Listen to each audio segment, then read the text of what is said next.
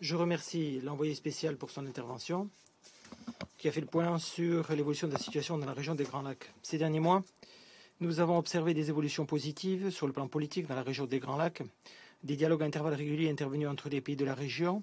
Ce dialogue se sont poursuivis de manière bilatérale, plurilatérale. Des efforts ont été déployés pour renforcer la coopération économique, le commerce. Nous prenons note des progrès réalisés dans le cadre du processus de Nairobi, mis en place par la communauté d'Afrique de l'Est. Nous prenons note de la mise en place d'un mécanisme de consultation entre la conférence internationale pour la région des Grands Lacs, notamment le processus de Luanda qui est contrôlé par celle-ci, et le processus de Nairobi. Nous nous félicitons également des consultations qui ont eu lieu entre la RDC avec les représentants de différents groupes armés. Nous espérons que ces efforts sur le plan politique porteront leurs fruits. La situation sécuritaire est particulièrement inquiétante dans l'est de la RDC. Elle continue de peser sur les efforts pour la paix. Nous condamnons la violence auxquelles se sont livrées les forces armées, les ADF, le M23, la Codeco, les FDLR, Red Tabara et autres. La résurgence du mouvement M23 et leur capacité à tenir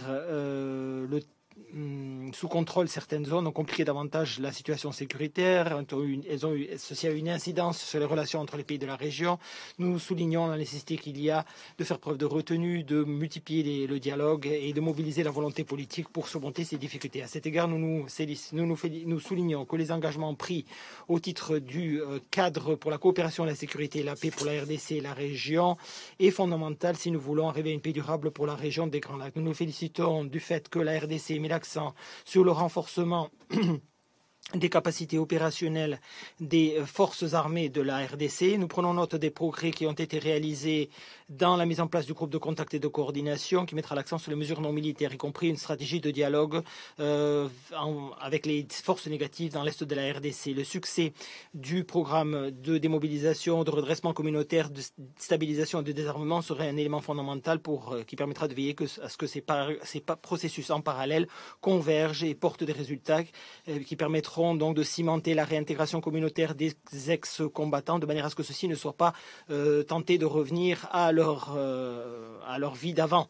Nous nous félicitons de l'adoption de la déclaration de Kinshasa qui permettra de renforcer la coopération judiciaire entre les ministres de la Justice de la région et les efforts qui ont été déployés pour harmoniser les lignes directrices relatives à l'entraide judiciaire dans les questions pénales. L'exploitation illégale, le trafic, le commerce des ressources naturelles ont contribué aux conflits armés dans de nombreux pays dans de nombreuses parties de la région. Les systèmes et les efforts qui ont été déployés au niveau régional doivent être renforcés. Les partenaires internationaux doivent soutenir ces efforts, les Nations Unies également. Le renforcement des institutions, le respect des normes doivent être renforcés au niveau local, au niveau régional. Nous réitérons l'appel qui a été lancé pour que soit appliquée l'initiative ou mise en œuvre l'initiative régionale sur les ressources naturelles de la conférence internationale pour la région des Grands Lacs, les recommandations de l'atelier de haut niveau sur les ressources naturelles qui a eu lieu à Khartoum. Nous réitérons notre inquiétude concernant l'empreinte croissante du terrorisme sur le continent africain, les liens qui existent entre les groupes armés dans l'est de la RDC et les groupes terroristes.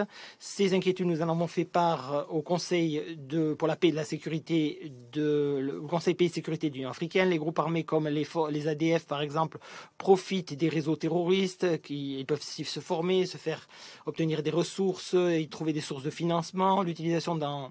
L'augmentation de l'utilisation des engins explosifs improvisés est inquiétant. Nous appuyons en outre le mécanisme de vérification élargi. Et Monsieur le Président, nous continuerons de soutenir les pays de la région des Grands Lacs et je vous remercie, Monsieur le Président. Maintenant la parole au représentant du Kenya.